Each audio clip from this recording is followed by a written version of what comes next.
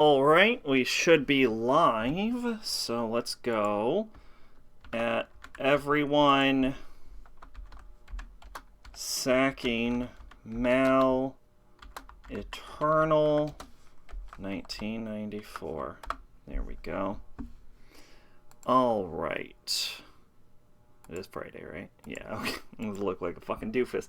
Alright, so hello everyone and welcome back to the worst show I make. It is SACing MAL Eternal, the show where we go through every single year in the entire MAL database and find out what anime has ever been worth watching.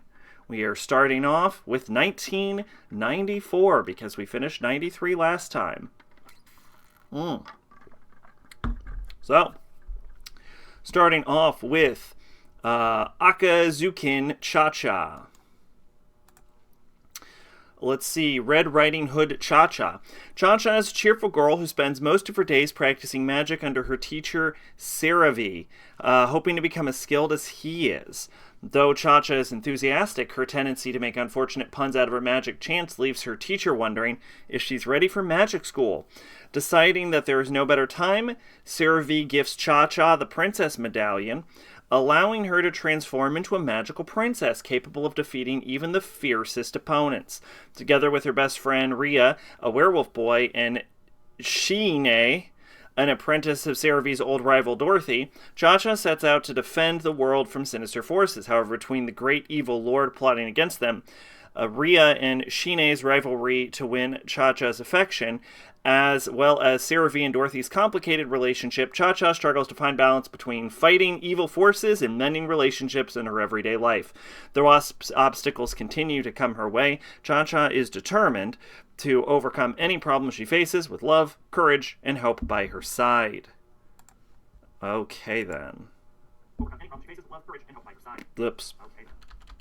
That was my bad. There we go. Alright. Well, that doesn't sound like anything. Alright, what do we got? Nanatsu no Ume no Tiko. Tiko and Friends.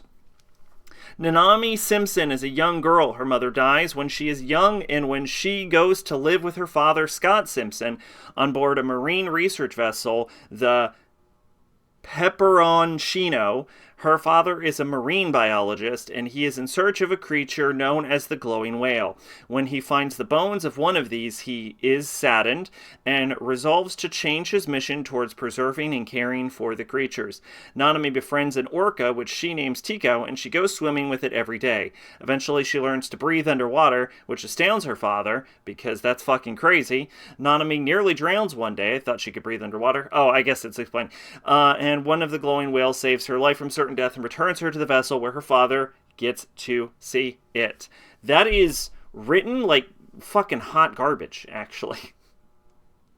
It's like, it's very stilted the way they wrote that. What do we got here? Is this more fucking Super Robo bullshit in fucking 1994? Yusha Kaisatsu J. Decker, Brave Police J. Decker. Grade schooler Yudo Tominaga stumbles upon Deckard, a humanoid robot under construction by Japanese police. Built to fight advanced forms of crime, Yuda's constant contact with Deckard gives the robot a heart or personality. When Yuda is recruited as the boss of the Brave Police as a result, a true human-robot partnership occurs. Alright, and then this is some continuing TV that we've already seen. Now we've got some OVAs. We've got Shonen Junai Gumi, which just started, okay. Kichi Onizuka and Ryuji Danma are members of the famous biker duo, the Onibaku. When not out riding around, they can be found in school trying to pick up young women. This is the story of a young Onizuka who would later become the greatest teacher in Japan, and his partner Ryuji in their quest to lose their virginity and reach maturity. They are widely feared Bosozuko, yep, I said that right, and are known for their tenacity and viciousness in a fight. However, this lifestyle does not exactly endear them to the opposite gender, so they decide to change their ways. However, this is easier said than done. So basically, the reason I already had this on my list is because I knew it was the prequel to Great Teacher Onizuka, and Great Teacher Onizuka is one of the best manga I have ever read in my entire life. So, yeah. All right, what we got? We got Ranma 1/2 OVA. That was in 1992. Tokyo Babylon is still going. No reason to read that. Plastic Little. Okay, what the fuck is this? Plastic Little, set on the planet of Yita, whose colonists make their living by exploiting planet's unique liquid gas oceans. Plastic Little begins as the Yitans are finally able to pay off their debts to the Galactic Federation.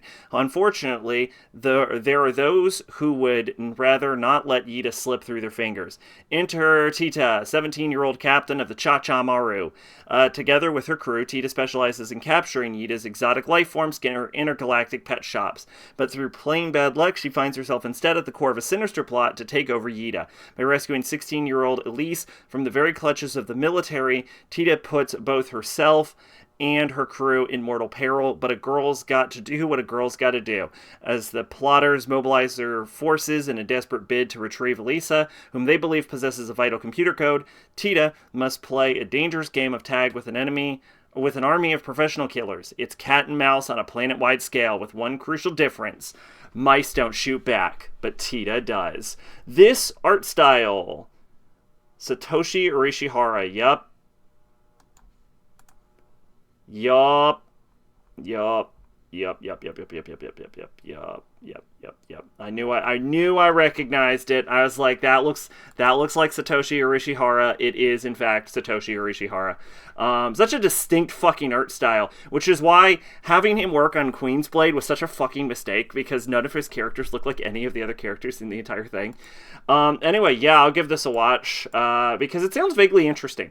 I like that the main character kind of sucks. Like, she just kidnaps fucking alien animals for pet shops. It sounds really fucked up in a weird way. I'm on board.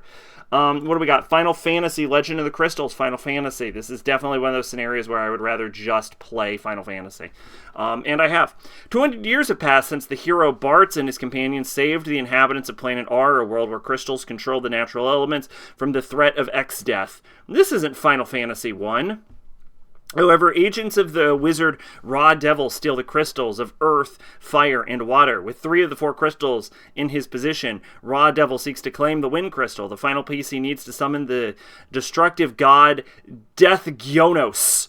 Novice summoner Linali, a direct descendant of Bartz, lives with her grandfather Hassam.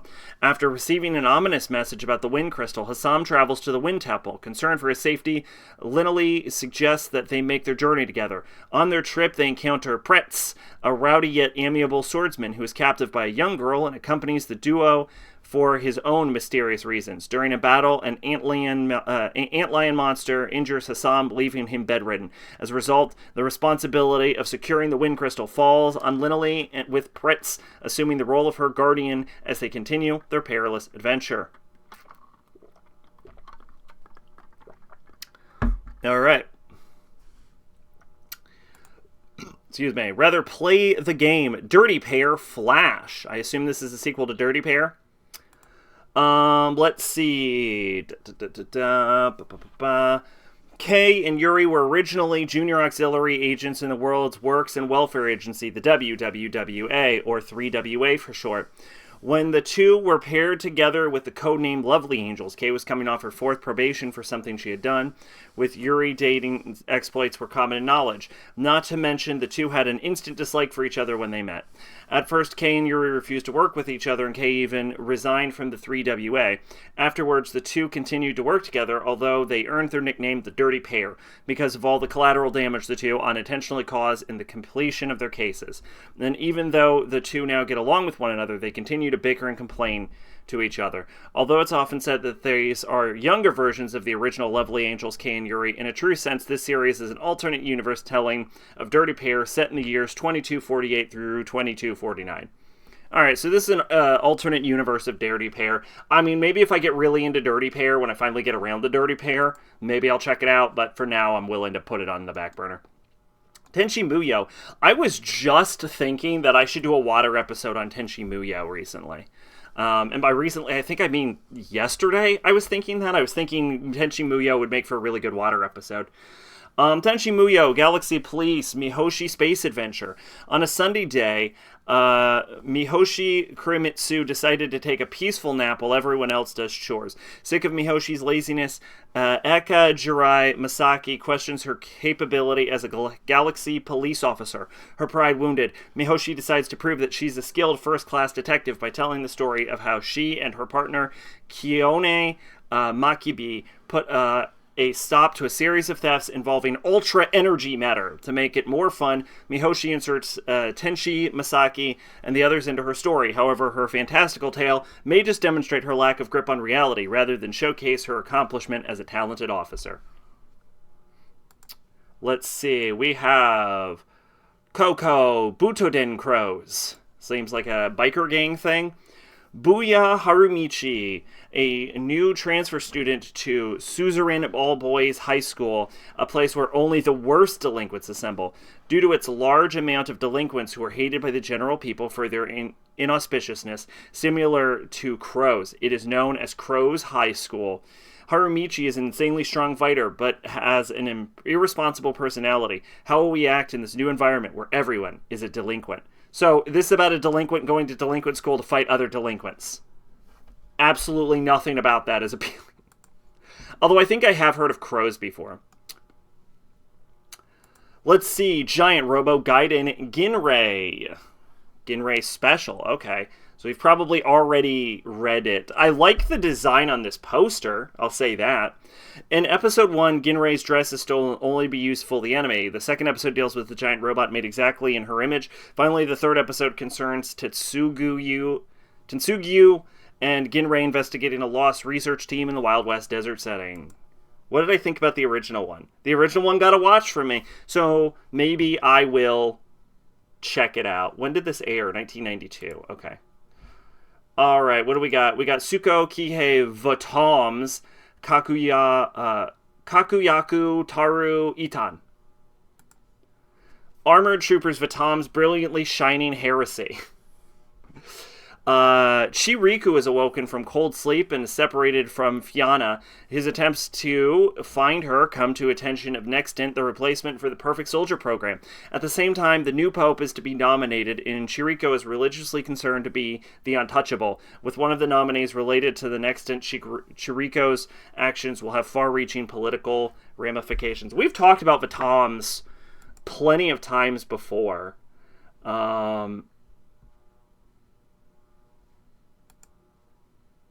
Wow, there's a lot of Atom's shit. There's like a lot of Atom's shit, apparently.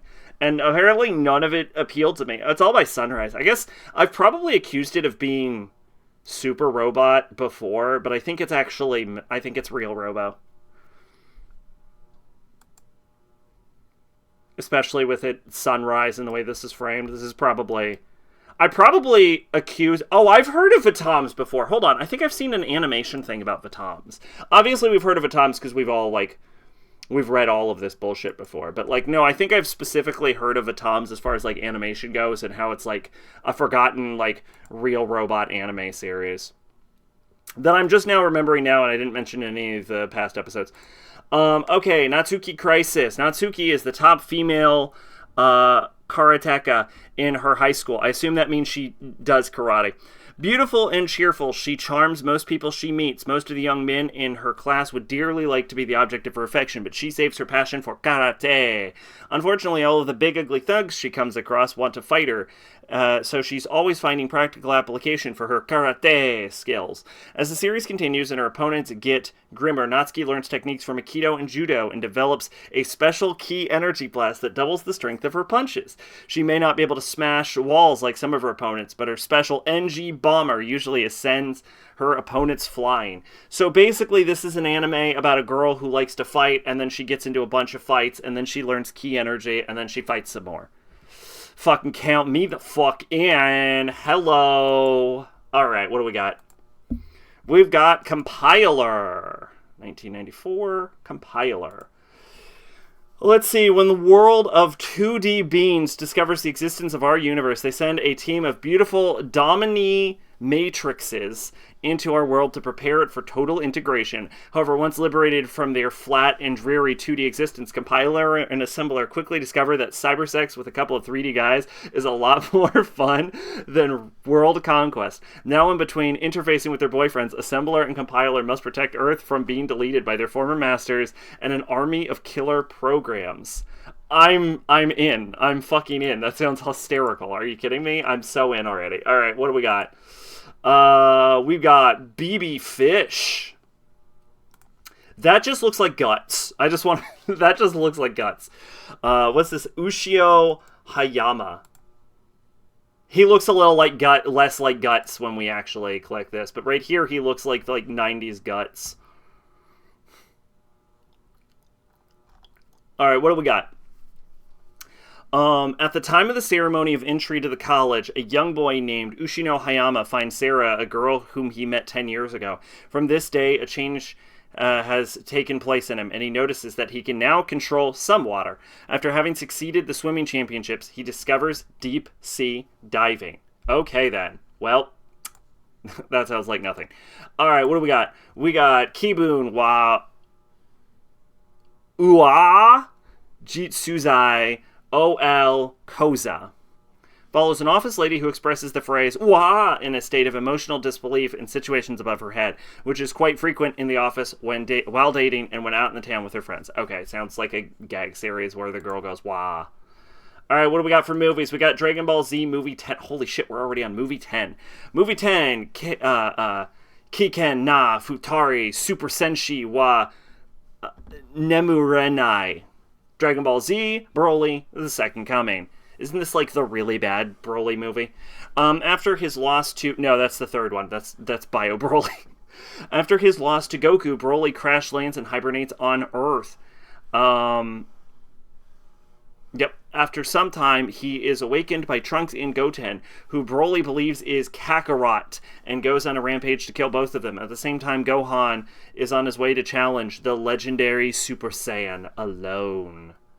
Dun dun dun dun. Slam dunk movie. Sakuragi and the Shohoku team takes on Oda and the Takuzono High School. This is Sakuragi's second match as he faces Oda, a basketball player who went to the same junior high. Okay, well. Dr. Slump movie 8, Arale-chan, Hoyoyo, Tatsuketa, Same ni Surerereta. Sometimes I think these words are just made to fuck with me, frankly. Dr. Slump and Arale-chan, Hoyoyo, follow the rescued shark. Arale saves a baby shark at the beach, and in gratitude, the shark invite she and her family to visit the underwater kingdom. Well, good for her. Okay. Moving on to Katobase Dreamers Carp Tanjo Monogatari. Excuse me. No idea what this is about. Something about baseball? Something about baseball. That looks sort of like the original Speed Racer. It looks real fucking creepy, but it looks like OG Speed Racer. Oh, this is the guy that did Barefoot Gen. Okay. So he did not do Speed Racer, but he did do Barefoot Gen. Who we go? Here we go. Umeboshi Denka Ucho no Hate Kara Panparopan.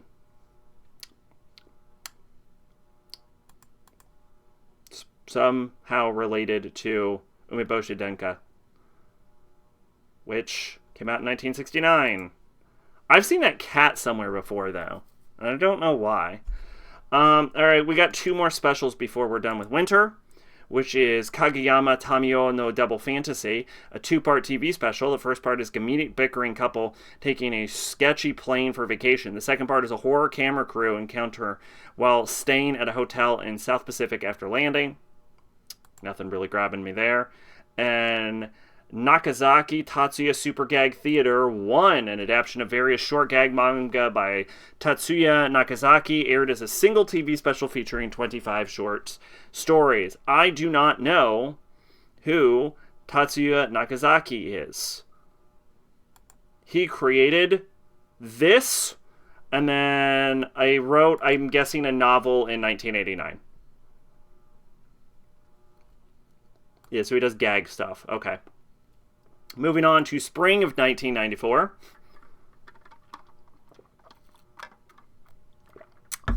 We're going to kick into Sailor Moon S, which I've already reviewed, which brings us to Kido Butoden G Gundam. All right. I've heard of G Gundam for some reason. Probably heard of all of Gundam for some reason, though. In the future century 0060, so this is not Universal Century, the many countries that once comprised Earth's surface exist as separate colonies floating in space. Their home planet is now uninhabitable. The ruler of all the colonies is decided by their unanimous participation in the Intergalactic Gundam Fight Tournament. Okay, so it's sort of like a less serious Gundam universe. A series of battles between champions of each colony to determine who is most fit to reign over all of them. Neo Japan's champion is Domon Kashu, a man who accepts the role with some ulterior motives. Domon searches the galaxy, for his brother, a criminal who allegedly murdered their mother and made off with the Devil Gundam, a highly advanced weapon with the power to unleash mass destruction across the galaxy. In his quest to bring his siblings to justice, Domon travels from colony to colony, meeting many of the fighters who will become his allies and enemies in the forthcoming Gundam Fight Tournament. Armed with the strength of the Shining Gundam, Domon battles to uncover the truth behind his tortured childhood, suffering great betrayal and crushing blows on his quest toward personal and national triumph. I am not used to Gundam taking place over the course of a galaxy. Usually it's just like in the solar system.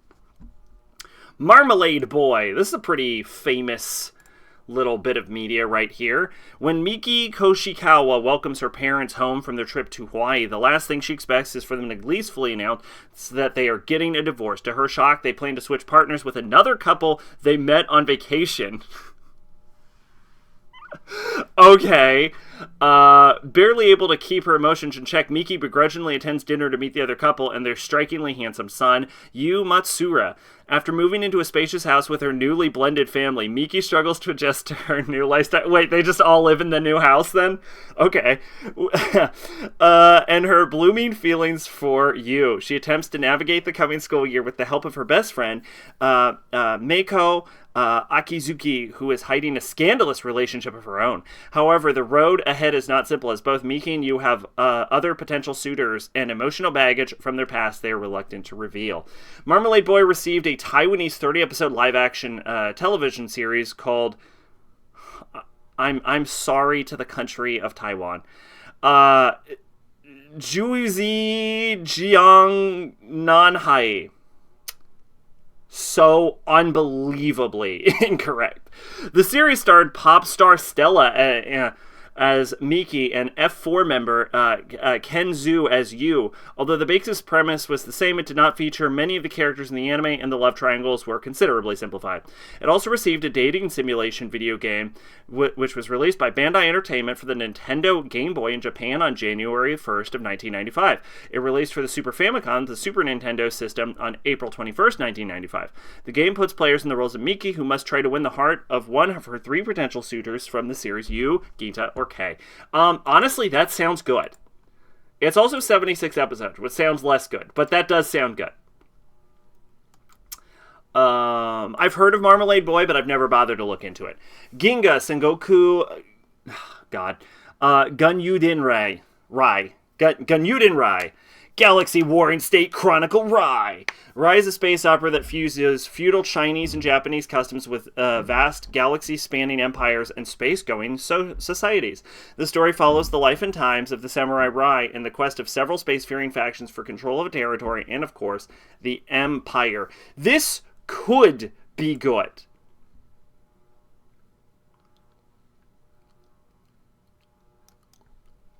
This could be good, actually. You know what? I have a good fucking feeling about this. I am gonna watch this. Oh, I've seen this character before, for some reason. Rayla. Do not know why I have seen this character before, but for some reason I recognize this character. Anyway. What do we got? Red Baron.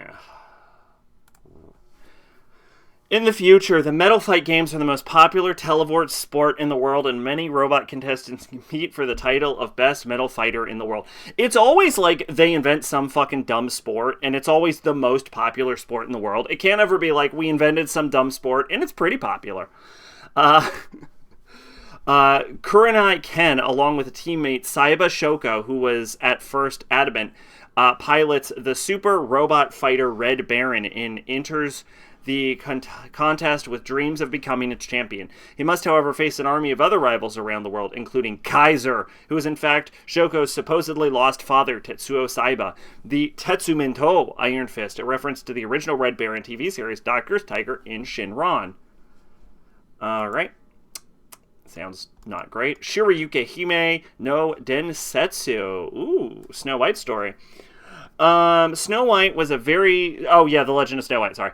Snow White was a very happy princess until the day her stepmother, the Queen Crystal, finally reveals her personality and wants to kill the girl. Snow White flees the castle and got lost in the woods, where she meets 7 dwarves. What do we got now? We have, Totemo Lucky Man. The CAG comedy series focused on the adventures of a bizarre superhero powered by special cooking and fights against various aliens and other enemies threatening the planet Earth.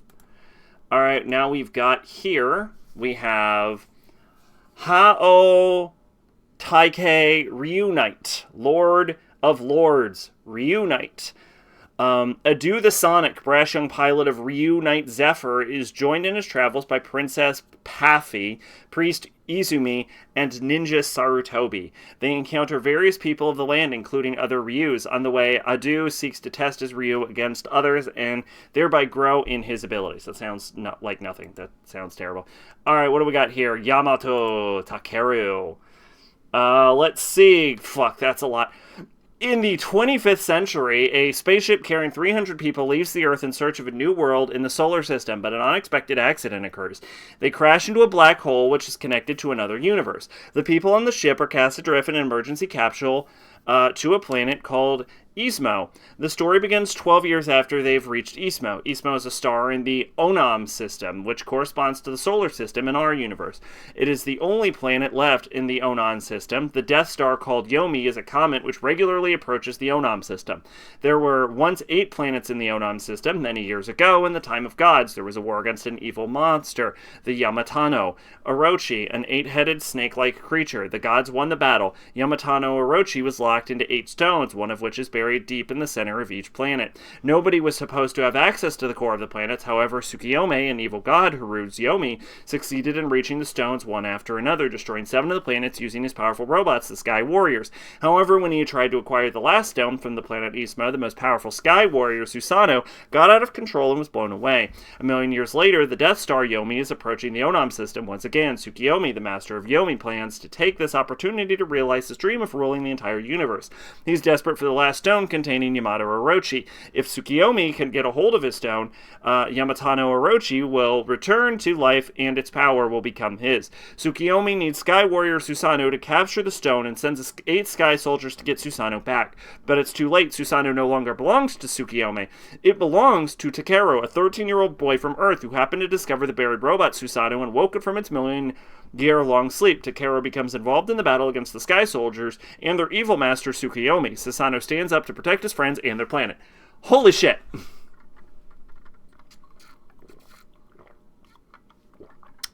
Yeah, that was a lot of reading for something that just sounds like nothing.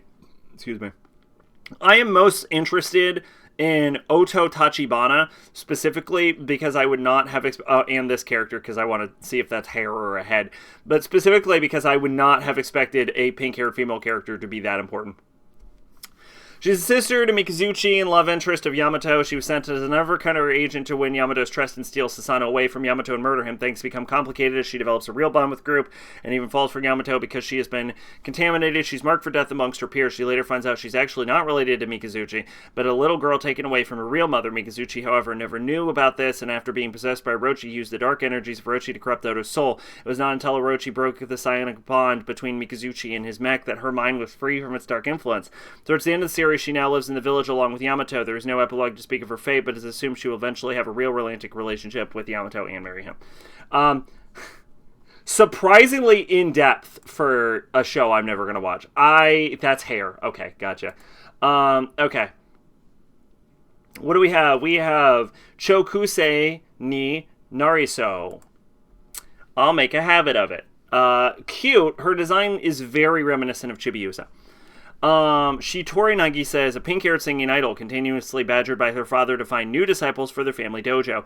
In an attempt to gain free time as a normal kid, she cuts her hair and cross-dresses as a high school boy, Otori Nagisa, enrolls in a rundown school, falling in love with the rival school's gang leader, Nosaka Akira. She soon finds out Nosaka-kun is a fan of Nagisa, the idol. Keeping up the charade, they finally manage to sneak time together. Rivals for Nagisa's affection, both their dojo running fathers as well as martial arts animals and an up-and-coming idol conspire to make their lives as complicated as possible.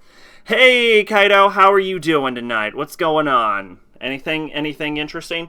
This could be a fun watch, but I don't think it sounds good enough that I'm willing to take, I don't have a good enough vibe about it to actually put in the effort to watch it. You're doing good? That is great to hear.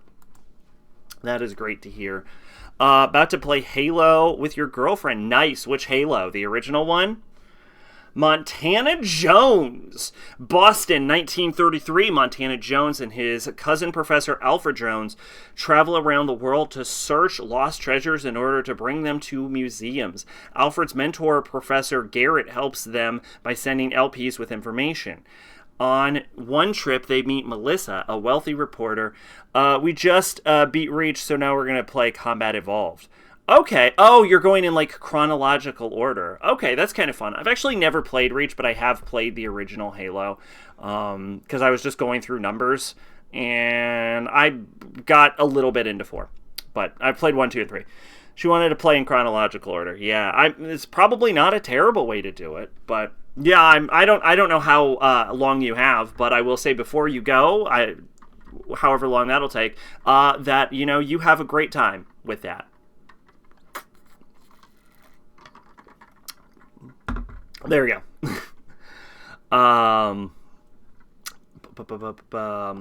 But yeah, I played 1, 2, and 3. It should be going now. Okay, well then have fun. Thanks for stopping by. Let's see. On a trip, they meet Melissa, a wealthy reporter who speaks nearly all languages. She accompanies them on their trips. Their opponent is Lord Zero, a rich, bizarre art lover and master thief. Lord Zero has 2 henchmen, Slim and Slam. There is also the inventor Dr. Nitro, who invents strange engines, which to help finding treasures. If you're still here when we're done, I'll probably join back. Nice. I probably won't be, because I feel like we're almost done with this season. And we're probably not going into 1995 unless 1994 is absurdly small. But yeah, thanks for stopping by. Have a fun old time. Watch out for the rocket launchers in that fucking tunnel. Gold Field Hunter. The story about Hikaru Tatsumura, who came from Brazil to fulfill his dreams to be a great soccer player because he was a great player once who was admired by all people. However, Tatsumura is a very cheerful person and easygoing except when it is about soccer. He becomes serious and strong. He also gives a unique performance, such as doing a funny dance with his buddy after he makes a goal. Tatsumura will face a lot of challenges with his team while aiming for success. This sounds like a generic fucking sports thing. Alright, moving on. What do we got? We got Gene Diver. Excuse me. The second TV show in the Virtual Trilogy, a mix of anime and live-action shots. Virtual Station is a laboratory with the purpose of gathering and researching DNA. With the information gained through the combining old DNA elements, the ancient world was virtually reconstructed. Yue is one of the Gene Divers. She enters the virtual ancient world to collect the DNA of animals that are extinct in reality. But then an incident happens. Yue tries to leave the virtual world during a maintenance cycle, but instead of being returned to reality, she's transferred to a new virtual present. In this new world, generated by the now uncontrollable system, an intelligent species evolved from rodents called the Puglistig exist. They consider the existence of humankind a serious threat, and they try to stop human evolution by all means. This could be interesting, but it probably isn't. Soccer Fever. Together with the hero of the series, Brian Thompson, an ex-reporter, we get to relive the great games of Football World Cup. The story begins with the first selection, which took place in Uruguay in 1930 until 1994, when it was held in the United States. We also get a depiction of Thompson's life from his youth until now. We also get to see a game brilliantly reborn through spectacular players like Franz Beckenbauer, Muller Guard, USBO, and the greatest of them all, Pele. Source: a somewhat rough translation of a summary from the series from a French site, Planète Jeunesse. Yeah, I said it wrong. Fuck you. We have Pacusi. Pacusi is a story of Pacusi and his family. Little happenings in ordinary days are described. We enjoy the warm-hearted and big strange world of Pacusi. Okay, we have Omakase Scrapers. This is the Adventures of the Scrapers Rescue Team. Fascinating. Yep. My goddess. Magami-sama. When college student Keiichi Morisato dials the wrong number while ordering for some food in his dormitory, he accidentally gets connected to the goddess hotline, and a beautiful goddess named Beldandi appears out of a mirror in front of him. After getting kicked out of the dorm, Keiichi and Beldandi move into an old shrine, and soon afterwards Beldandi's sisters, Erd and Scold, move in. So I've actually read a good portion of the manga, and to be totally honest, I actually wouldn't mind going back to the anime. Just to like re-experience the series, because I never finished it. They also did a 2011 OVA, which does volumes 42, 43, and 46. Did they ever adapt this entire series? They probably never adapted the entire series, but I've actually watched a good portion. Gyno Cyber. I've almost certainly read this on stream, but why not? As the nations of the world begin to merge, world peace is threatened by the private armies of individual corporations. The Kuryu Group has just discovered a weapon that will tip the world power in their favor, the Gyno Cyber, a nightmarish combination of cybernetics and psychic potential. Many desire to control this monstrosity, but its hatred to be contained battle reps the cyberpunk world of the future is about to explore with violence. I think Maids mentioned this like 12 times, and that's why it's on here, but it is also relatively famous. So let's see, Ranma 1 half OVA from 1993. Here we go. Iria Zerum, the animation. Iria is the story of a girl and the alien being she loves to hate. The series begins with her brother Grin taking a job. He's a bounty hunter and one known for his incredible skills. Iria, being a skilled apprentice bounty hunter herself, tags along. What is the job, one might ask? It is to find out what happened to the crew and cargo of a space station. Needless to say, nothing as it seems in the war between Iria and the Zerium begins in earnest. I actually just kind of like the art style. Like, I like the character design. I mean, the armor's dumb as shit, but I do like the appearance of the art on this, and that might just be... Like, I like, as dumb as the armor is, I actually do kind of like the character design and the sort of aesthetic for it. Now, Hito Takahashi.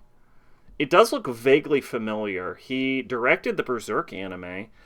What else did he do? He did Kotetsu Tenshi Kurumi, 1999, Steel Angel. Okay. Trying to see if he's done anything.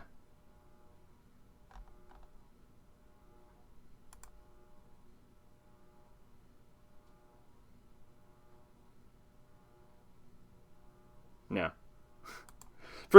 I saw that and it looked like something I had seen before. Okay. Yeah. I'm gonna check it out just because I kind of like the aesthetic of it. It's probably not good, for the record. It doesn't sound good, but I do like the aesthetic. We have Shin Cutie Honey. Cosplay City is in danger when the evil Dolmec show up. Commanding his army of monsters, he plans on destroying everything. Only one person can stop this. Cutie Honey. After she's released from her dormancy, Honey Kisaragi becomes the multi-transformational android Cutie Honey. However, the least is expected when Honey is faced with an old enemy from the past, Panther Zora. Oh, this is a sequel to the original Cutie Honey anime. Interesting. Okay. I might go bop bop once I actually watch the original Cutie Honey. We have Boku wa Kono Mama Karenai. I shall never return. This looks like Shonenai. It is. Amafuji Ken longs to tell his best friend Yoshinari Ritsuro how he really feels. In a way of that admission is Ritsuru's girlfriend, Moeko. After dropping out of high school, Ken gets Ritsuru to live with him. The angst begins when Ken sleeps with Moeko to get to Ritsuru. That just sounds terrible. Okay, what do we got here? We've got Dingeki, Oshioki, Musume, Gutaman Tenjohen, Butt Attack Punisher Girl, Gudam. Butt Attack Punisher Girl. Okay.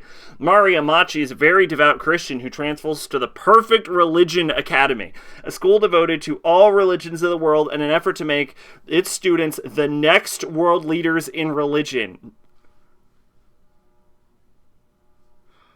Okay. Her friend, Sayori, is kidnapped by the Black Buddha cult, a group who wishes to take away religious freedom through force and brainwashing. Mari prays to God for help, but Buddha answers the call instead. Mari aspires only to help her friend, and she's transformed into Butt Attack Punisher Girl Godamon. Between fighting bad guys, making a deal with Buddha, and wearing scandalous costumes, is it more than Mari can take? This sounds terrible. It sounds so bad. What do we got? We have Hokago no Shokune Shitsu after school in the lounge. Fresh out of college, Kawase Mitsuru is eager to start his new job as a middle school art teacher. Upon his arrival, he quickly blends in with the masses of girls ogling the toned body of his senior teacher, Kazama Toshiaki. Kozama ignores the schoolgirls. However, Kazama realizes something is different about Kawase and decides to ask the latter out to dinner. Unconvinced his advances are serious, Kawase goes along with Kazama half-heartedly. When Kazama's true feelings are revealed, will Kawase embrace his potential lover or give in to the expectations of society? Oh, after school in the lounge. All right, what do we got here? We have Bakuen Campus Guardress. Okay, go on. Long ago, the gate of the world of darkness was sealed. Not where I thought this was going. Now evil warriors known as remnants are trying to open the gate and let demons take over the world. However, Tobira High School, there exist guardians of the gate who must risk their lives to prevent the gate from being opened. Okay. I'm good on that one. Idol. Oh, I've seen this. For some reason, I know this. I know Hummingbird for some reason. Idol Bue Tai Hummingbirds. Hummingbirds. When the Japanese government puts civilian organizations in charge of the country's air force, some of the companies decide to put their aspiring idol singers behind the controls of their fighter pilots. Among these groups of idol singers is Hummingbird, a 5-woman team consisting of the Toreshi sisters, Satsuki, Uzuki, Yayoi, Kana, and Mina. During a taping session, video director Kudo sees the potential in these girls and jumps in to help them reach the top of the charts by directing their debut video. I don't know why I know what Hummingbirds is, but I knew what Hummingbirds was. Alright, we have Future GPX Cyber Formula 0. A freak accident during the 12th Cyber Formula World Grand Prix causes Hayato Kazuma to miss the rest of the season and critically injures both his body and his will to continue racing. Hayato's longtime friend Asuka Sugo helps nurse him back to health, and in return he proposes to her and promises her that he will never race again. That's not going to last very long, will it? But as time goes on, Hayato begins to doubt whether he will really wants to retire and decides to make a comeback after all. And the 13th Cyber Formula World Grand Prix is now underway. He must struggle to regain his racing form, regain the trust of Asuka, whose promise he broke, and thwart the malicious intents of Henry Clayton. All while the reason behind Hayato's accident begins to unveil itself. The Zero Zone. Nanashi Totsuchi Monogatari Hokyo Kukai Sensen.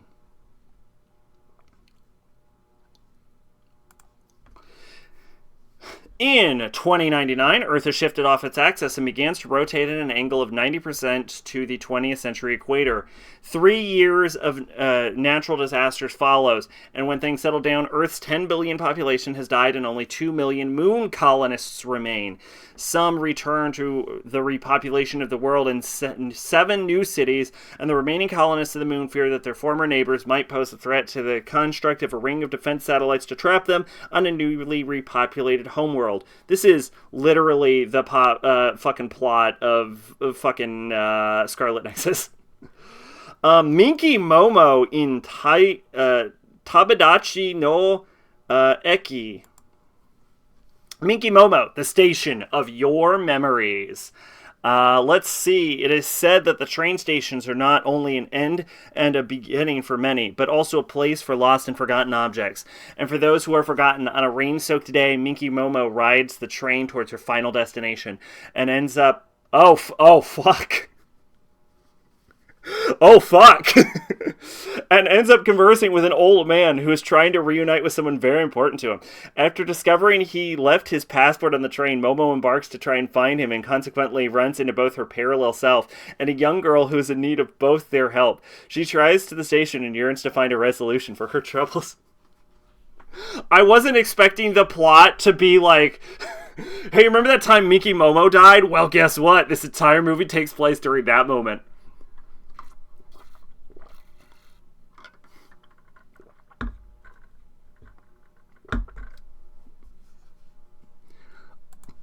Excuse me. Mars!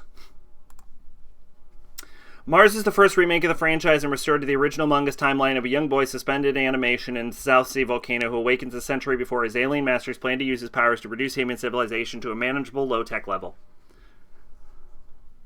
At some point, we have read the plot of this.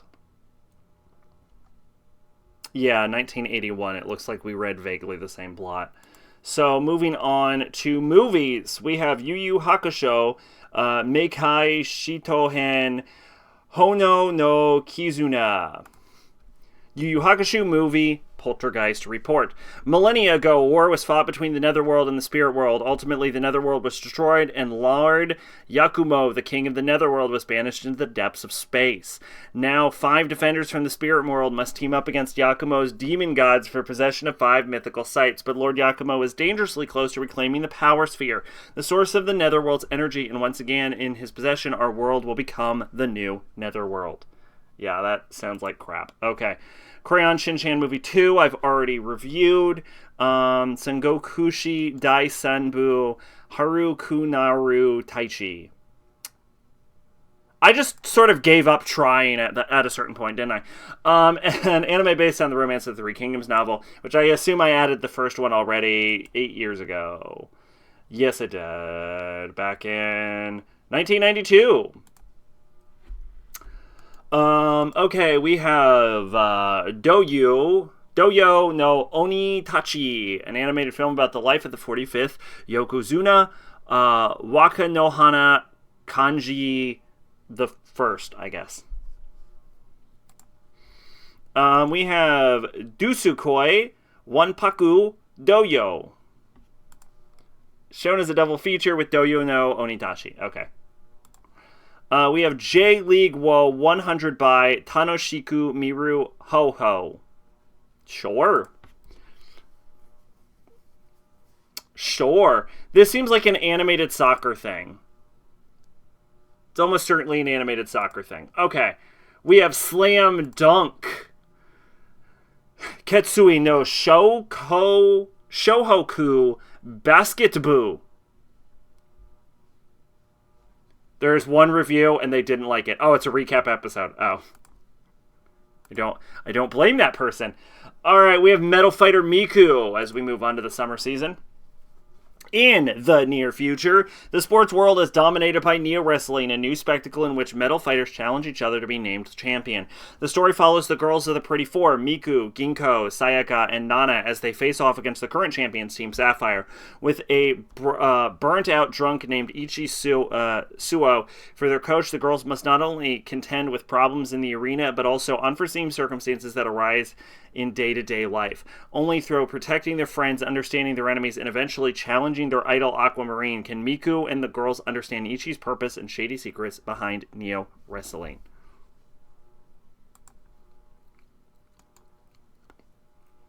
We have Gakko no Kawai Uwasa Hanako-san ga Kita, Scary High School Rumors. Based on the short story Ghost Toilet from Taru Tsunemitsu's urban myth collection, School Ghost Stories, this was adapted into children's book Hanako and the Toilet, Scary Stories of Your School in 1993. Several artists then adapted this into Here Comes Hanako manga. Most of them also wrote the anime version, which was aired as a segment of TV series. Ponikiki Kids episodes introduced Hanaka included the Haunted Cinema and the Cursed Promise Ring. That was so not interesting that I stopped paying attention while reading it, and my mouth started moving and my brain stopped. Huckleberry Finn Monogatari, based on Mark Twain's famous book about the adventures of a young orphan Huckleberry Finn. I would just read the book, is the thing. Alright, we got a whole bunch of shit that we've already read. Let's see. Looks like we have another entry of Legend of Galactic Heroes. We have the 1993 Stardust Crusaders adaptation. Jojo no Kimyo no Boken. JoJo's Bizarre Adventure. Kujo Jotaro is a normal, popular Japanese high schooler until he thinks he's possessed by a spirit and locks himself in prison. After seeing his grandfather Joseph Joestar and fighting Joseph's friend Muhammad Abdul, Jotaro learns that the spirit is actually Star Platinum, his stand or fighting energy, given a semi-solid form. Later, his mother gains a stand and becomes sick. Jotaro learns that it's because of the vampire Dio Brando and has been revived 100 years after his defeat to Jonathan Joestar, Jotaro's great-great-grandfather. Jotaro decides to join Joseph and Abdul in a trip to Egypt to defeat Dio once and for all. Shueisha and APPP recalled shipments of JoJo's Bizarre Adventure manga and OVAs due to complaints by Egyptian Islamic fundamentalists because of a scene on the OVA depicted Dio Brandos reading the Quran. Yeah, so, this is actually pretty famous as, like, the first JoJo adaptation, but it also adapts the worst goddamn arc in all of JoJo. Do I think that? Do I actually think that? Is that true? Yes. Yeah, it is. Yeah. Stardust Crusaders is shit. I will one day have to review Stardust Crusaders, but I will probably review the, I'm assuming, much worse fucking David Productions version. Macross Plus. Is this just the sequel to Macross? This is the sequel to Macross. Let's see. The year is 2040, and the galaxy is flourishing with several colonies and advanced technology. AI is near perfection, and the current top idol is the near-completed virtuoid idol Sharon Apple. Okay, see, this is more plausible than the original... than the original plot of Macross. All that is missing is her actual feelings, which instead are supplied by Mei Young Fenglone. Sharon's debut concert is on planet Eden, where the same time fighter pilots Ismao Dyson in Gold Bowman battle over air superiority for the Supernova project. Ismao Gold and Mai Young were once childhood friends, but after an accident 7 years ago, they went on their own separate ways. With Mai Young back in the picture, the old disputes are once again awakened. With an unstable and illegal AI technology is installed in Sharon, and the situation is worsened. I will watch this one day for surezies. Gyno Cyber, Ranma 1/2. Let's see. Taiho Shichaozo. Oh, this is You're Under Arrest. Oh. I didn't realize it was already marked as completed. Yeah, we already watched that as part of Dartboard, actually. See, Tenchi Muyo second season. Did this just start airing? Aired September. Yeah, it did. Okay, while the galaxy remains at peace, Tenchi Misaki continues to live on Earth with Ryoko and Washu Hakubi, Aika and Sasami Jirai Masaki, Mihoshi Karimitsu, and the cat-like creature Ryo Oki. Though it sounds great to be surrounded by so many women, they always end up making things difficult for Tenchi by constantly fighting for his attention, and their attempts at household chores always end up in disaster. Although life has become more chaotic since they moved, Tenchi begins to form a strong bond with his roommates and gains more insight into their respective struggles and history. Like I said, I should probably do a water on Tenchi. Grappler Baki. The fuck? I didn't know this existed.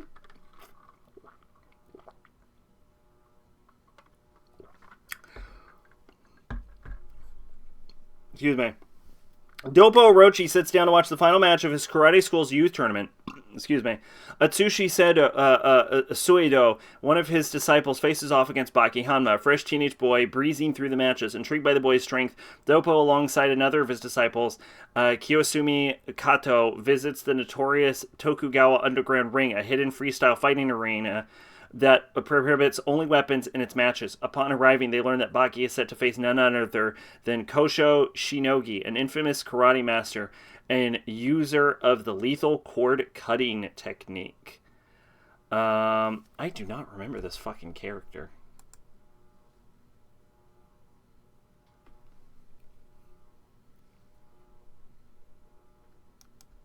I did not know that this existed.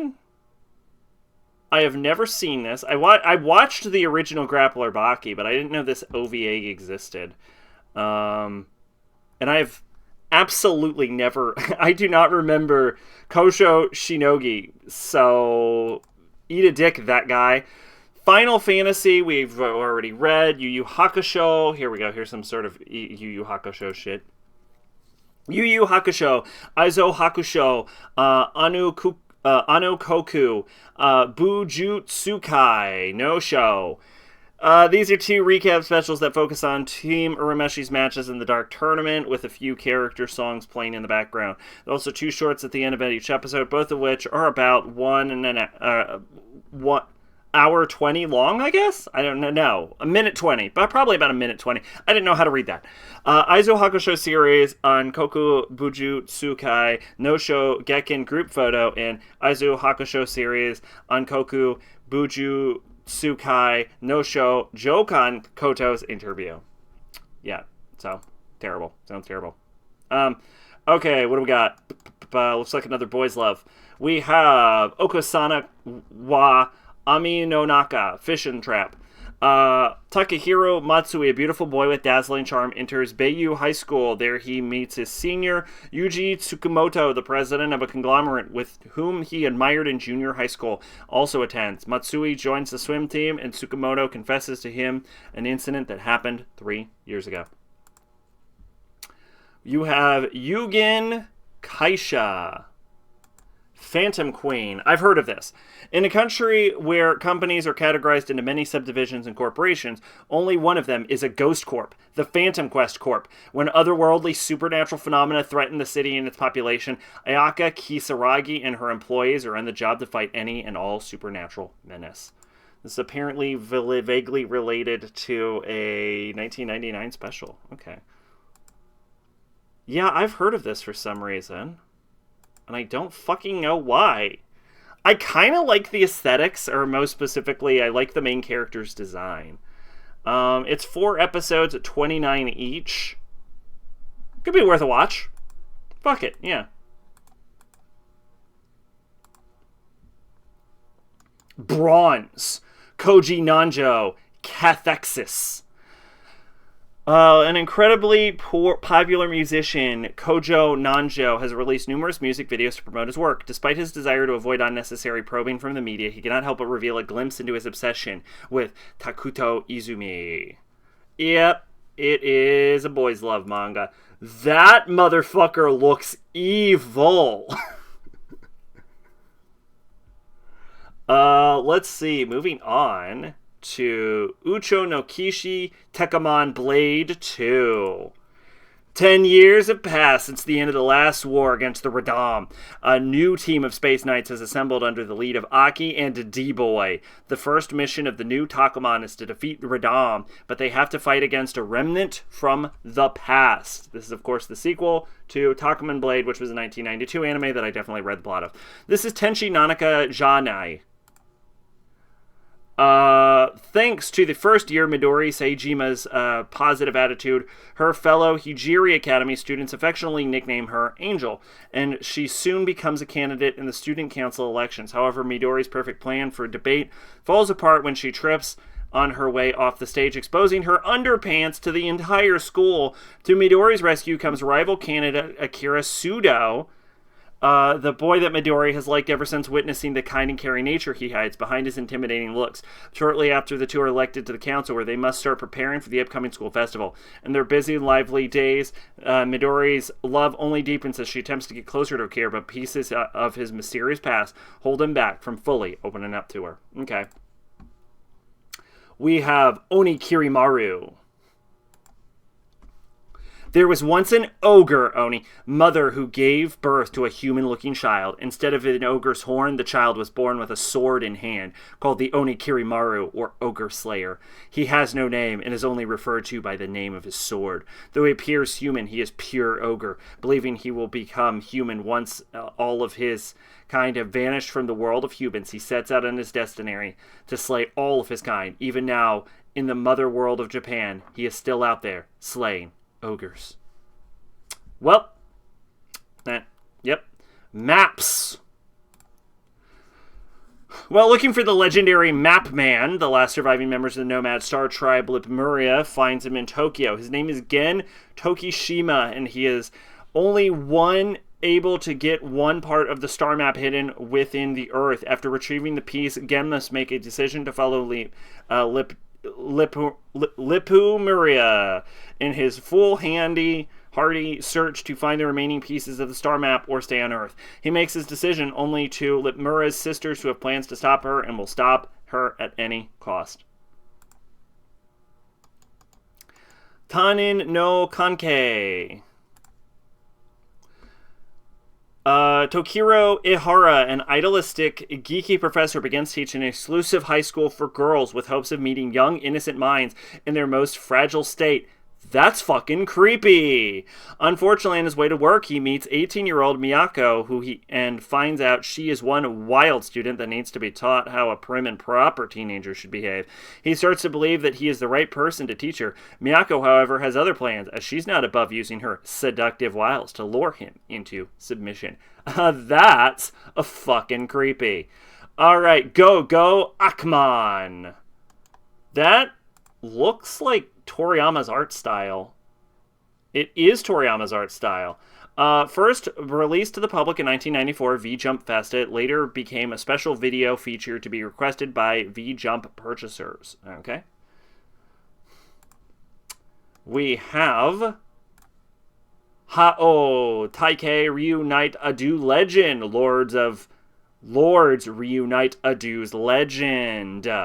In an old world clash between light and darkness, as always, the Lord Own Goddess is sealed away under a gigantic monument called the Earthblade.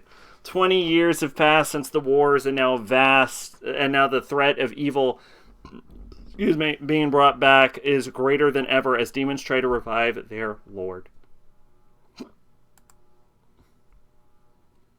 Cosmic Fantasy, Ginga, Mehyo no Wana. Yu and Saya are two of the top cosmic hunters in the galaxy, and Yu is enjoying a bit of fame after his most recent adventure. The two are on a date when they are interrupted from a distress signal from their ally, the feline pervert Yan. In the meantime, the space pirate Belga begins attacking space freighters in an attempt to lure out Yu so he can take him to bed with her. Of course, when he spurns her, she decides that if she can't have him, then no one can.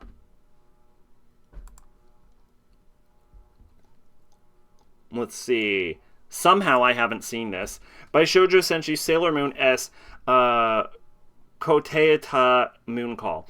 Special made for the Terabiko system. That would probably be why I'm not saying this. It follows the continuity of the Sailor Moon anime, involves the viewer helping Sailor Senshi ask questions that are given to them by the Daimon quiz. Okay, so this is a fucking short animated thing made for a phone. That would explain why I have no fucking clue. Junkers come here. Memories of you. And then a bunch of pictures of what appear to be dogs.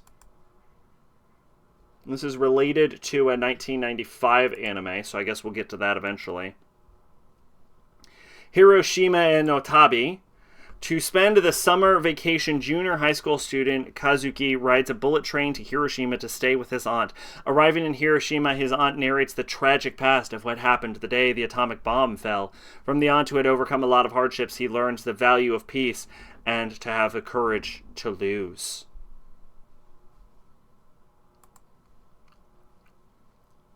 Alright, we got another Dragon Ball Z movie. They made 2 Dragon Ball Z movies in one fucking year.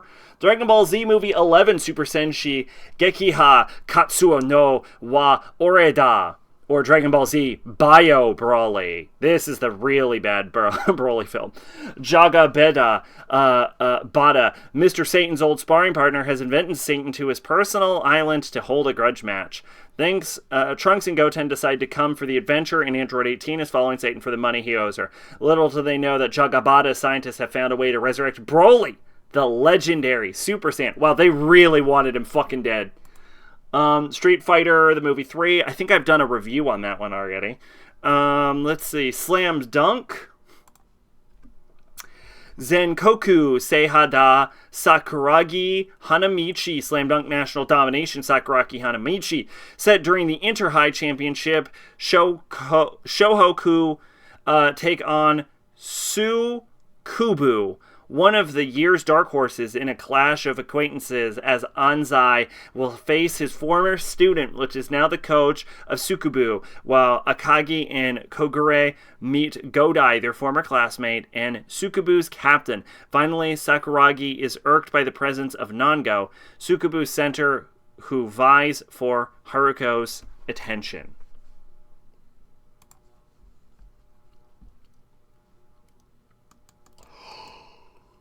We got Renma 1/2 Cho Musubetsu Kessen Renma team versus Densetsu no Ho-Oh. Or Renma 1/2 Team Ranma versus the legendary Phoenix. Kuno purchases a strange egg, believing in the mysterious powers of the legendary Phoenix will help him defeat Ranma. But when the egg hatches on his head, the bird goes out of control and wreaks havoc all of Tokyo. Ranma and the gang must use any means necessary to get the Phoenix to leave Kuno's head and fly away. Fatal Fury, the motion picture. Young millionaire Laucorn Guademus is on a crusade to recover 6 pieces of armor said to give the user the powers of Mars, the legendary god of war. Fearing that her twin brother is slowly losing his sanity with every armor piece he collects, Sulia runs to Terry, Andy, Joe, and Mai to form their own global crusade to stop Laucorn from opening a potential Pandora's box and releasing an uncontrollable form of destruction.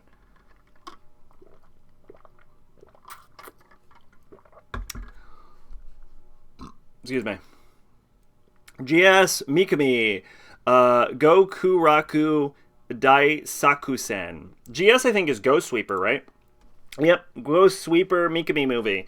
Her name is Mikami, and she is a Ghost Sweeper by profession. She's also the sexiest exorcist bounty hunter you will ever meet. When an evil vampire sorcerer returns to Tokyo after a 100-year absence, Mikami is hired to track him down with his menacing assistant before they take over the city. Do I have Ghost Sweeper on? Okay, I do have Ghost Sweeper. Okay. Ryan Suri no Uta, an indentured Chinese laborer brought to Japan to work in a coal mine during World War II, manages to escape his captors. He hides out in the Japanese countryside, so far from human habitation that he does not recognize when the war ends, which ultimately tragic results, based on a story by Yuichi Takashi. Dr. Slump movie 9. I can't believe there's another Dr. Slump movie. Arale Chan Nsha Waku Waku Heart no Natsuyasumi. Fucking Toriyama was making bank in the 90s, wasn't he? Dr. Slump and Arale-chan, Insha, Excited Heart of Summer Vacation. It's a summer vacation in Penguin Village, and a very pretty vampire pays them a visit. Gusuko Budori no Denki. The Life of Gusuko Budori. The biography of Budori Gusuko was the recipient of numerous awards, including the Monobushi Selection. The original novella on which the film is based is one of Kenji Mizawa's more famous works. I will take your fucking... Oh, okay. Oh, okay. He was like a novelist, I'm guessing. Yeah, he was a novelist. I was like, I will take your fucking word for it. Let's see. Alongside Matasaburo, the Wind Imp, Gosh the Cellist, I don't know, and The Night on the Galactic Railroad. The story follows the life of young boy Gusoko, who lives in the countryside with his parents and little sister. A string of droughts and other natural disasters tear the family apart. Gusoko is forced to leave home and seek his fortunes on his own. Driven by a desire to improve the quality of life of his poor countrymen, he eventually joins a group of scientists called the Ihatov Volcano Department, and there takes part in scientific projects to fight natural disasters that drove him from his home.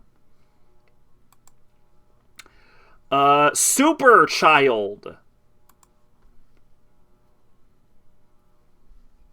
This also looks vaguely like Toriyama's art style, but like not all the way. Like maybe Toriyama inspired. Oh, this is like Korean, I think. In the year 2023, in the far future of 2023, hurrying for a scoop, Enju, a very active girl reporter, meets Gokidari and his super kids who specialize in arresting space criminals. The Gokidari group consists of the best space warriors. Their job is to do good by getting rid of Space Rascal. At the right moment, they arrest a space monster named Wang Dochi and another criminal by locking them in a mysterious golden stick, which is widely reported by Enjo. 1 month later, a police chief and an inspector visit Gokidari and his super kids and ask them to arrest Judogiwi. I'm so sorry. The most violent criminal in space, Judogui, a 90-foot-tall monster resembling an elephant. This monster is a very violent offender, carrying a strong energizer bead and equipped with supernatural powers. The police officer offered a reward on this offender's head. Gokidari and the super kids leave for the Skull Planet where Judogui lives. They face a lot of danger and difficulties fighting this monster because of his supernatural powers.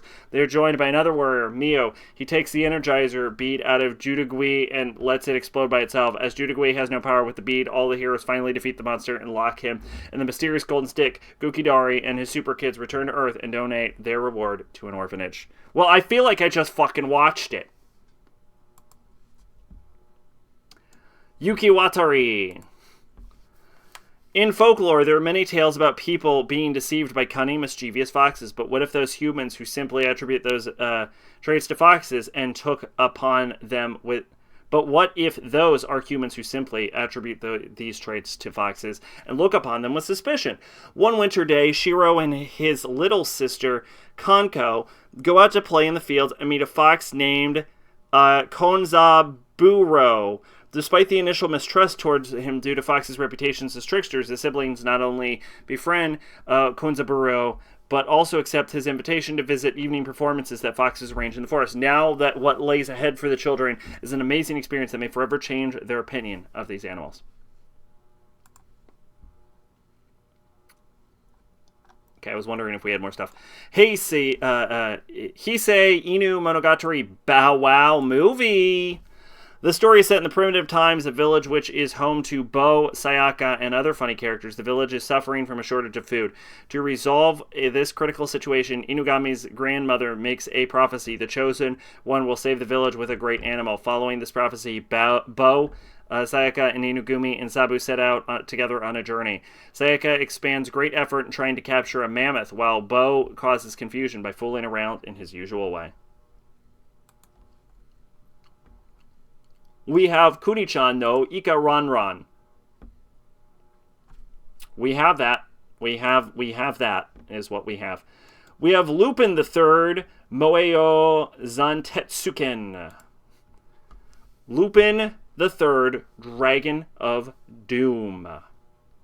That is not what Zantetsuken means. It doesn't. I'm pretty sure Zantetsuken means like. Hold on, because Zantetsuken is a phrase that's used very commonly in like video games and shit. Yeah, that's what I thought it meant. Yeah, Zantetsuken, iron cutting sword. Yeah. Absolutely not what that fucking meant. Okay, a Hong Kong crime boss contracts Lupin, Fujiko, and Jigen to recover a legendary dragon statue that sunk with the Titanic. Unfortunately for them, the dragon is a treasure of Goemon's clan, said to have powers exceeding that of his Zantetsuken sword.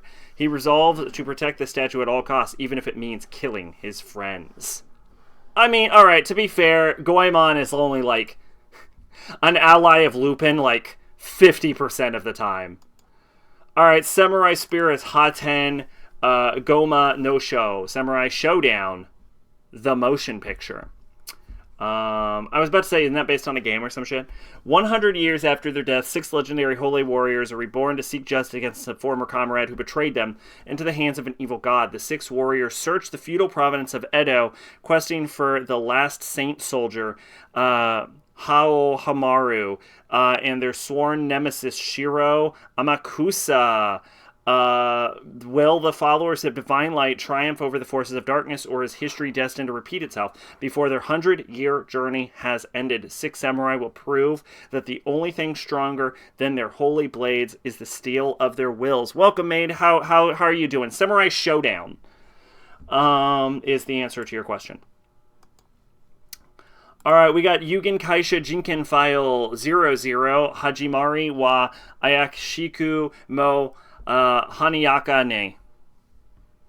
Prologue episode. The first half features main characters in their chibi forms, introducing each other and explaining the premise of the show. The second half features footage of seiyus working, talking about the show, and doing some funny stuff. You're good? That's good to hear. Alright, Crayon Shinchan specials. How have I not seen this? 87 Crayon Shinchan TV specials exist as of August 6, 2022. Oh, okay, the reason I haven't seen these is because it's fucking impossible to track them down. That would be the answer to that question. Nagasaki Tetsuya Super Gag Theater 2. An adaptation of various short gag manga by Tetsuya Nagasaki, aired as a single TV special featuring 29 short stories. Alright, finally, we have made it to fall. You got some of the normal endings in Kara no Shoujo. Okay, nice. Congratulations. Alright, we're almost done. Magic Knight Ray Earth. Let's see. Hikari Shido, Umi Ryuzaki, and Fu Hooji are strangers brought together by fate when they meet during a seemingly normal field trip to Tokyo Tower. Accompanied by a great flash of light, they hear a mysterious woman's plea to save Sephiroth, and the junior high heroines are suddenly swept away by giant flying fish. Afterwards, they arrive in an unknown land where they encounter a man called Master Mage Clef. Clef informs the girls that they were summoned by Princess Emeraude to fulfill their destinies as magic knights, restoring peace and balance in Sephiroth. The formerly lively and peaceful land has been in disarray ever since High Priest Zagato imprisoned the princess, who acted as Sephiroth's pillar of stability. The Magic Knights reluctantly accept Clef's words as true and embark on a journey to save Sephiroth from the clutches of evil. Although the first season is a near-direct adaptation of the first arc of the manga, there are several small additions, including the anime original character Inova. Magic Knights Ray Earth opening theme, Yuzurenai Negai, was awarded Best Theme Song at the first ever Animation Kobe Awards in 1996. Ray Earth is actually a surprisingly famous anime series, and to be honest, it doesn't sound that good, but I feel like I should probably watch it out of obligation. 2 of them are variations, same ending, except significantly more bittersweet, bitter but still sweet, whereas the other is just nice fucking job getting the girl on the cover killed. You know, sometimes you got to do that. DNA squared, blah, blah, blah. Macross 7. I'm shocked that we have 2 Macrosses in the same year. Let's see, 35 years have passed since Lin Minmay had brought peace between the Zentrandi and the humans in the events of Macross. Okay, so this actually takes place before Macross. Yeah, hold up. This takes place before Macross Plus, wouldn't it? If it's 35 years after Minmay? Oh, no, it isn't. Never mind. I'm bad at math. Let's see. Neki Basara is a guitarist and singer of the band Firebomber, living in a less developed part of the flying colony City 7, which is looking for a habitable planet. He composes and sings songs in belief that music holds a greater power. During its flight, an unknown alien race appeared and started laying siege upon City 7. However, its attacks are not conventional. Instead of trying to destroy them, they steal what is known as spiritia, rendering victims unresponsive and zombie-like. During these battles, Basara always goes out into the middle of a war zone, singing his songs and expecting friend and foe to listen and be moved by his music. So, Macross 7, I am like pretty sure, is the anime that brought Macross to my attention, because Macross 7, there was like an old YouTube AMV, which I'm pretty sure still exists, called, actually it was not Macross 7. It was not Macross 7. Maybe it is Macross 7. I don't think, you know what, it might not be Macross 7, I might be talking about AS. I am thinking of...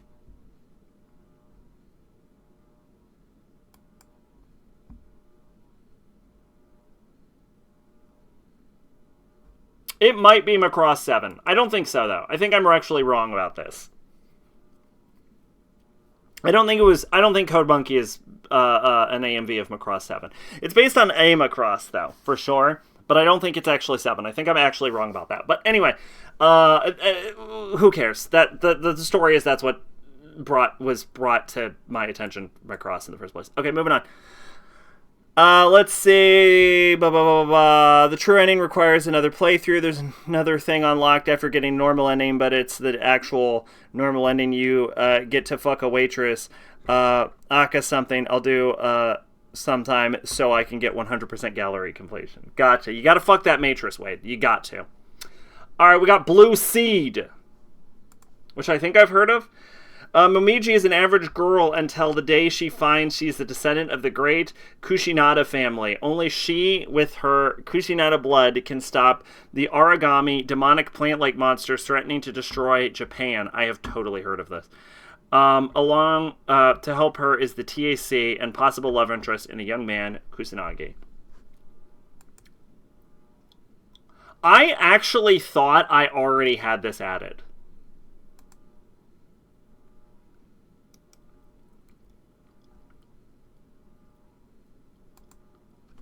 And I'm like surprised to see I don't have this added because I thought I had Blue Seed added already. Oh well, that is what this is for. Captain Tsubasa J. The first 33 episodes was a summary of the previous series. The first 33 episodes are a summary of the previous series?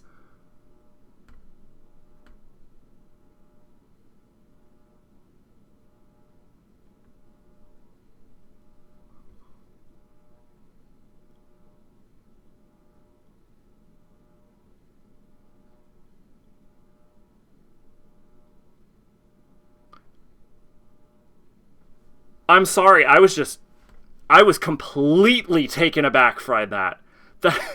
There's only 47 episodes in this show. That means that 15 of them are new? Holy shit! In the first new episode, once you get to episode 34, a new character, Shingo Aoi, playing in Italy, is introduced. After that, the World Cup begins, this time with extraordinary new countries like Sweden, Thailand, or Uzbekistan. Holy shit, that floored me.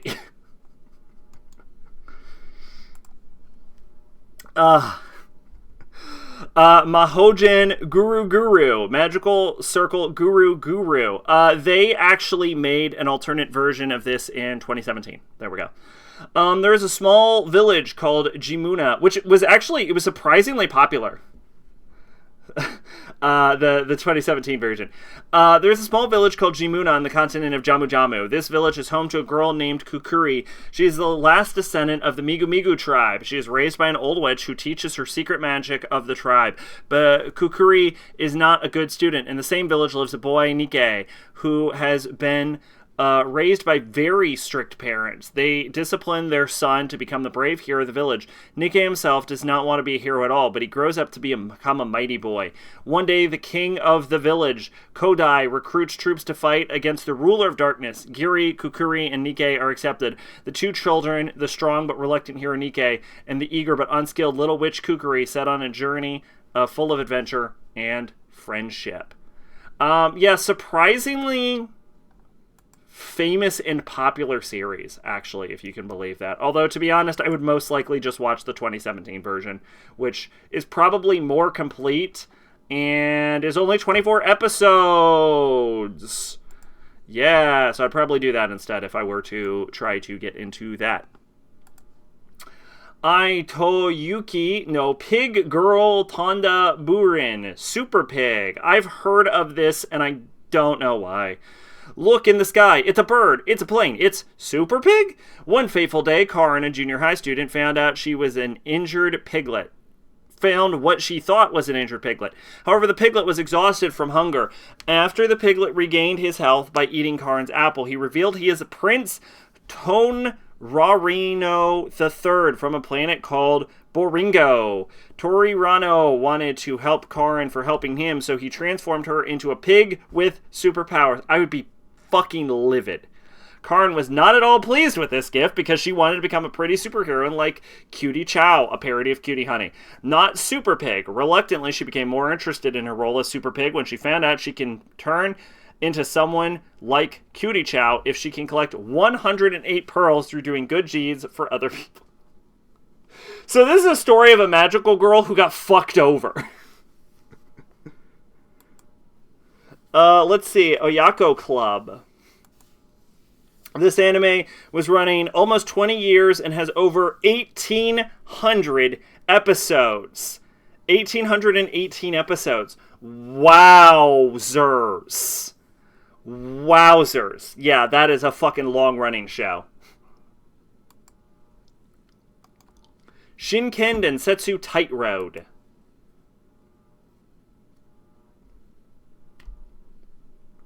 Fucking heard it. Shinken Densetsu Tight Road, I guess. What is this even based on? Source unknown. You'll never know. You'll never know what this is fucking...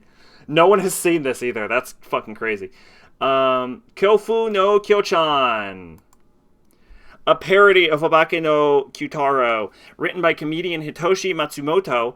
The series is about a kid and his ugly critter with a strange likeness with Butthead. You better not hurt the kid or Kyochan will grow arms on his head and feet on his mouth to rip off your guts. No, don't rip my guts off. I like my guts on. Alright, let's see. Shit we've already read. OVAs, read that. 1994, we did Tenchi Muyo, Ki the Metal Idol. Apparently, I've heard of this for some reason. Tokiko Mima, nicknamed Ki, is a 17-year-old girl living in the Japanese countryside who, despite her human-like appearance, is a robot. When Ki's grandfather, Dr. Murano Mima, passes away, he leaves her a dying message, telling her she can become a real girl if she's able to make 30,000 friends. Thus, Ki moves from the quiet Mamio village to the busy streets of Tokyo, where she runs into her childhood friend Sakura Kiriagawa. Ki quickly becomes enamored with the other single Miho Utsuse, and wonders if becoming a singer will allow her to make the amount of friends needed for her to become human. But Miho carries an ominous secret. She is connected to Jinsaku Aijo, Ajo, an old rival of Dr. Mima, trying to make a new breakthrough in robotic weaponry. As Ki works to become a real girl, Ajo sets a dangerous plan into action, and turns out there's much more to Ki than meets the eye. I have no idea why I have heard of this, but apparently it was already added. You've heard of this? Why have you heard of this? Because if you tell me why you've heard of this, you might tell me why I've heard of this. Because I already had this added to my list for some reason. So clearly I have also heard of this. And I don't know why. Hiroki Sato. Maybe from the director?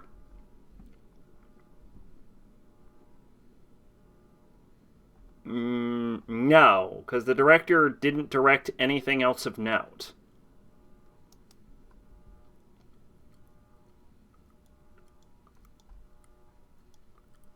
Why the fuck do I know what this is? Alright, whatever. Let's see, we have Renma 1/2, Yomigaru Kiko. Reawakening Memories deals with Akane suddenly remembering a trip to Ryugenzawa when she was a small child. While there, she was saved from a giant platypus by Shinsuke. Akane travels back to Ryugenzawa and once again meets Shinsuke, who falls in love with her. Akane blames herself for Shinsuke's life-threatening injuries and decides to stay and help out. This irritates Ranma, who thinks that Akane has fallen in love with Shinsuke and will do whatever it takes to get her back. This sounds fucking terrible. And I bet the only reason anyone has ever actually watched this is because it's related to Ranma 1/2.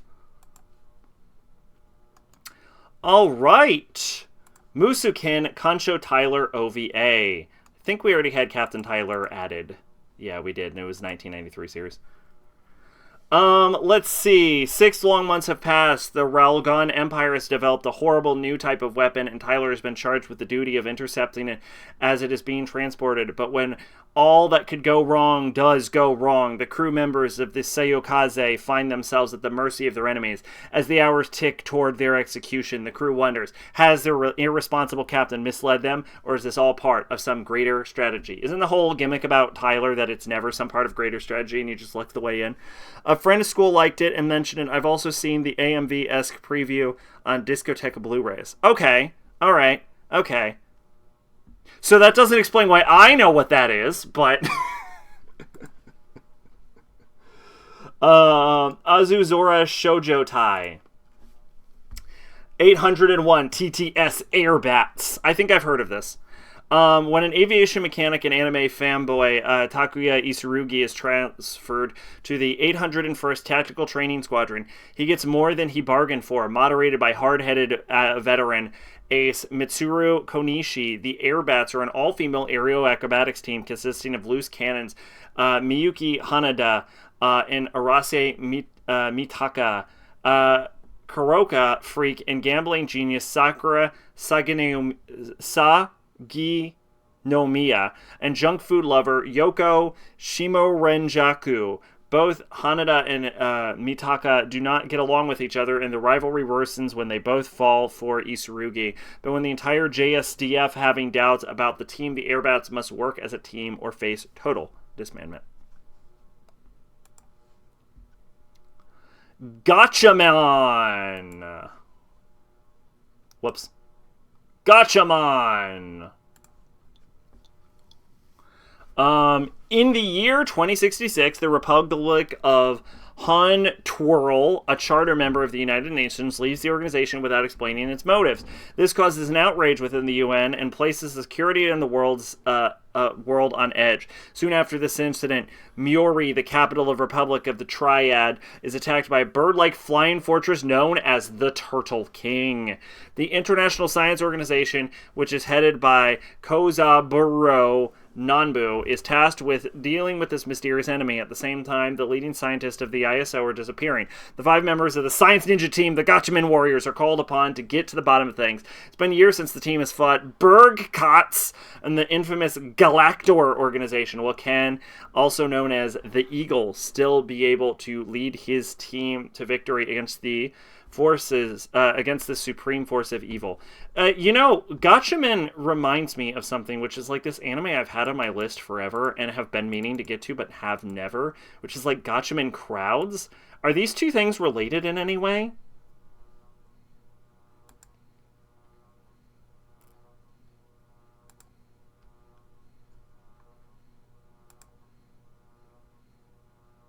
It is. Okay, these are all related by some, like, tangentially related to each other. Okay. Um, Kusata Kiyoshi no Hote Shiki. This looks like a boys' love thing. It is. Okay, bad teacher equation.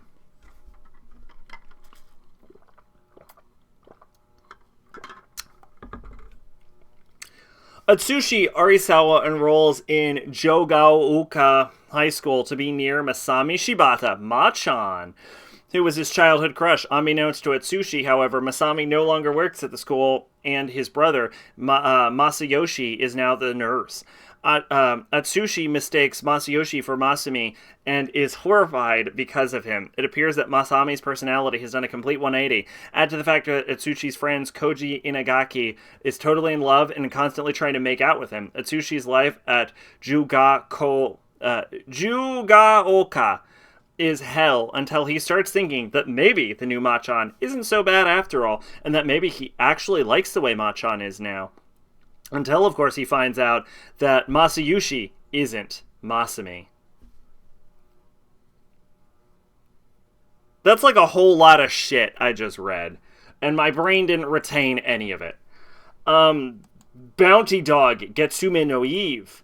The guy here looks like how Corolla Lucifer first appears in Hunter x Hunter, to the point where I would almost be surprised if it was an accident. Like, to the point where I'm almost wondering if it was a reference. Alright, Bounty Dog Getsume no Eve. In the future, mankind has colonized the bleak expanse of the moon. Cities now stand proudly where there was once only desolation and emptiness, but there are alien forces that do not want mankind to succeed, and only one man can stop them. He is a member of the Bounty Dog Investigation Unit, a high-tech, cybernetic, mercenary team. Like all cyborg-based 90s OVAs, I am sure this is terrible. Alright, this is just straight-up tentacles. Dengeki, Oshioki Musume Gutaman R. Aito Kanashimi no Final Battle. Butt Attack Punisher Girl, Gutaman R. Oh, it's a sequel to Butt Attack Punisher Girl. Gutaman is back and ready to bring justice to the Black Buddha gang who are still terrorizing PR Academy. Unfortunately, her alter ego Mari has fallen in love with the group's leader, Tobishima, who has been tasked with killing the bare-bottomed hero. Will their romantic feelings overcome his murderous intent, or is Mari destined to be alone as the scantily clad champion forever? Wild 7. An elite police crime-fighting team is formed using convicted criminals. Using their first-hand knowledge of the criminal mindset, the Wild 7 are first sent after a gang of bank robbers. Then the Wild Biker Knights, they are sent after a huge crime syndicate that has many high-powered government officials in their deep pockets. Yamato 2520. Set hundreds of years after the original Yamato 2520.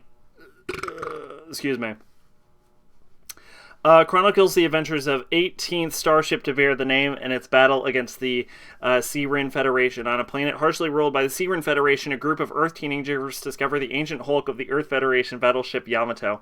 By stealing its data disk, the teens are able to use the Searin's own automated shipyards to construct a new Yamato. Yamato 2520 was Yoshinobu Nishizaki's attempt at a sequel to Space Battleship Yamato set hundreds of years after the original series. However, Nishizaki was sued by Leiji Matsumoto for breach of copyright. Ultimately, 2520 was left unfinished after only 3 episodes of planned 10 were released. The episodes came out on VHS and Laserdisc for home media.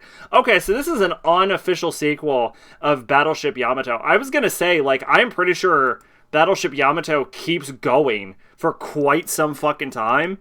So I think it's kind of interesting that they're like, I'm going to make a sequel. And then the creator's like, you are not going to make a sequel. That is interesting. Maybe one day we'll do a Battleship Yamato Water also. But we'll probably do a Battleship Water Yamato like well after I actually get around to Tenchi Muyo. I do want to do Tenchi Muyo though. I kind of want to do Tenchi Muyo relatively recently. Did we remember to do Ora Ucho no Tankufu? Because I don't remember reading this. Military space miners. In the mid-21st century, mankind had begun the exploration of space, and one company, Planet Catcher Corporation, was pioneered capturing asteroids and comets to mine for resources within them for use on Earth. One such asteroid, Tortatis, lives a 12-year-old Nanbu Ushiwaka, the only child to ever be born in space and survive. Okay, well that just seems not true. But survival itself is no longer guaranteed. A military satellite triggers a disaster during operation to capture Halley's Comet, and Ushiwaka and his fellow colonists must find a way to survive when both their country and their company abandon them. Can they escape before the nuclear reactor on the asteroid melts down, or are they doomed to die as they lived among the stars? It was originally planned for 6 episodes, but ceased production after only 2 were created. The 2 existing episodes received a VHS release on November 21st, 1995, in both Japanese and English dubs. A DVD featured both dubs were released on February 25th in 2014. The 4 unproduced episodes were supposed to be called Atmospheric Entry, Fascism, Ominous Haley, and Totus 1B9-6. Alright, Tanjo debut. Aki, I like the character designs, actually, genuinely. Aki Ito is a normal high school girl doing normal things, reading books, feeding stray cats, eating at restaurants with her friend Kumi, dreaming of becoming an adult and admiring the boy she likes. However, in reality, is not always kind to girls with dreams, as she finds out. That sounds ominous as fuck.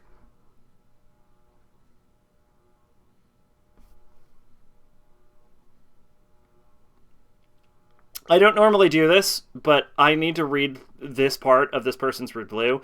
First of all, wrapping paper isn't hair. Excuse me, this is just the name of the badge on the Anime Planet that you can earn by watching this particular anime. Oh, okay. Oh, okay. Okay, apparently you get a badge on Anime Planet, whatever Anime Planet is. I don't know what Anime Planet is. I'm not gonna look it up either. Alright. Otaku no Seiza.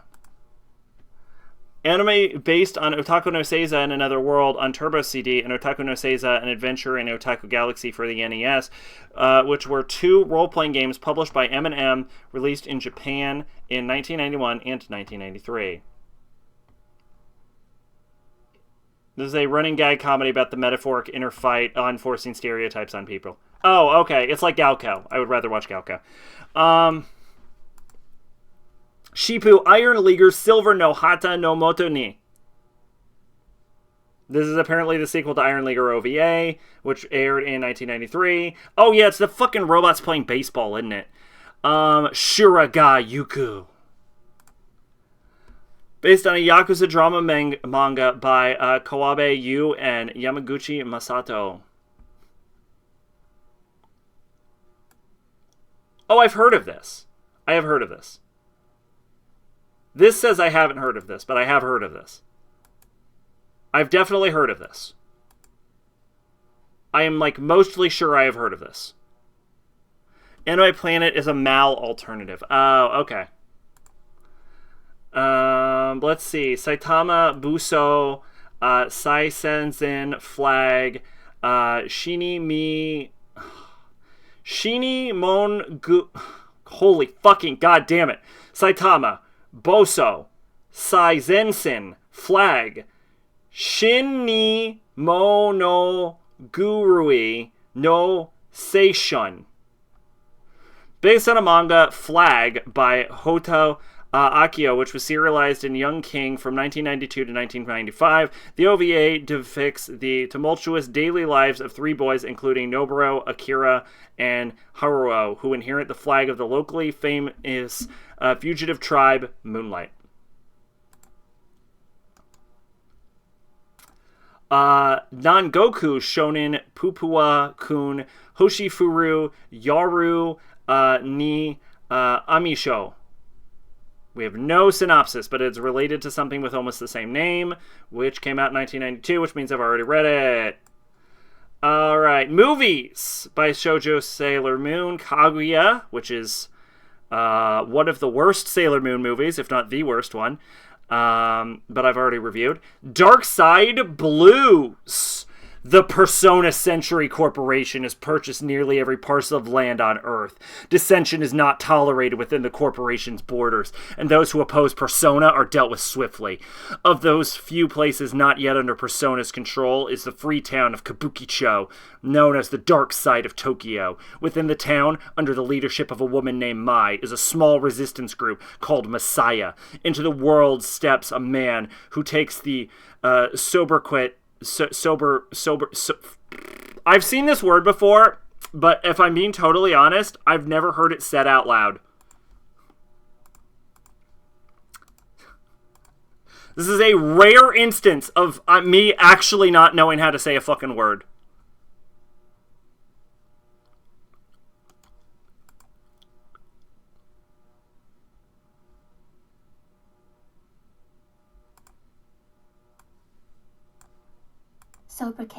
Sobriquet. A man who takes the sobriquet of Kabukicho Dark Side, sealed up in another dimension 18 years ago by Persona Century Dark Side, now returns to aid Messiah using his unique mystic power of renewal. Alright, this sounds like half interesting. It's a movie. Sell me on it.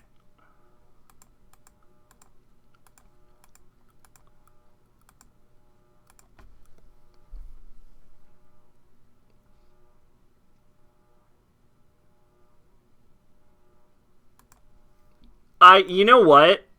I bet this right here is a hidden... I bet this right here is a movie that would be like... It would become a cult classic. This feels like something that could become a cult classic.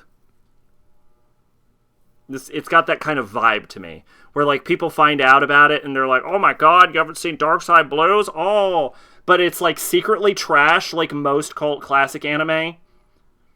That's what this feels like. This feels like this feels like this has the potential to be a cult classic, but it's actually trash, like most cult classic anime. And that's why it's going on the fucking list.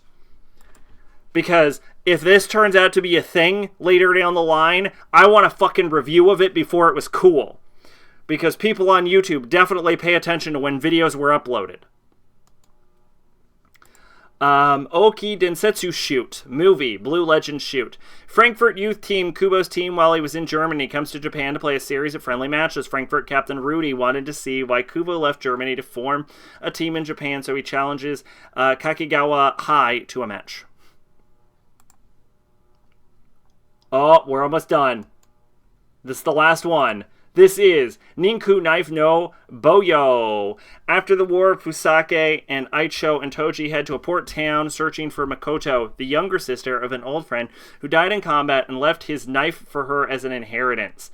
But when they arrive, they discover that citizens are being attacked by pirates. Now the three Ninku must help Makoto defeat Raisen Ryu and his crew. Okay, and that is the conclusion of 1994. Seems like it was a pretty fucking bad year for anime, if we're being honest.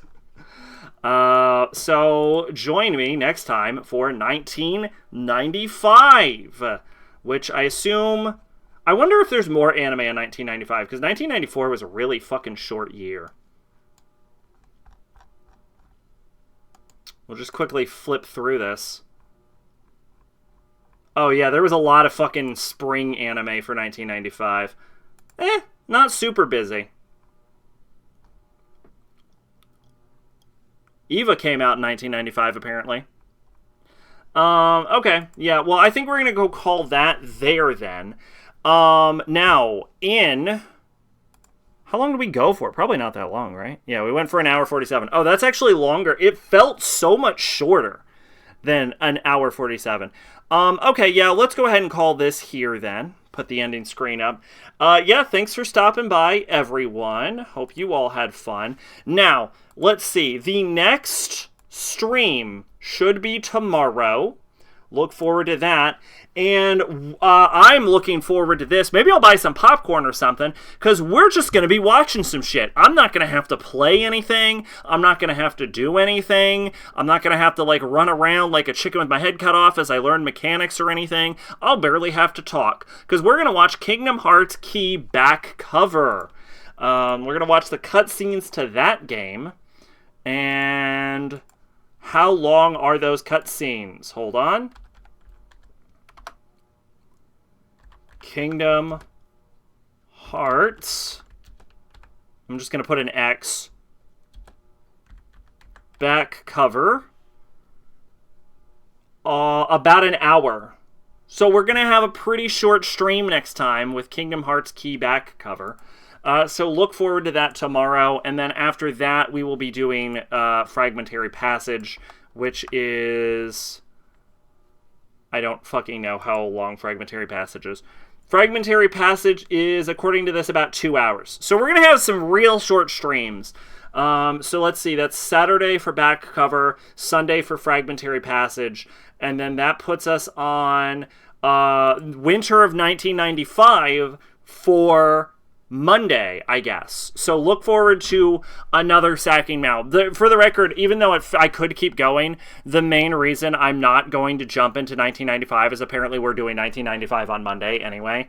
So, yeah, we're almost done with the 90s. Thank God there's less anime in the fucking 90s than there were in the 80s. The 80s was a fucking nightmare. So yeah, look forward to back cover tomorrow. Maybe I'll see if I can pick up some popcorn or some shit. That'll be fun.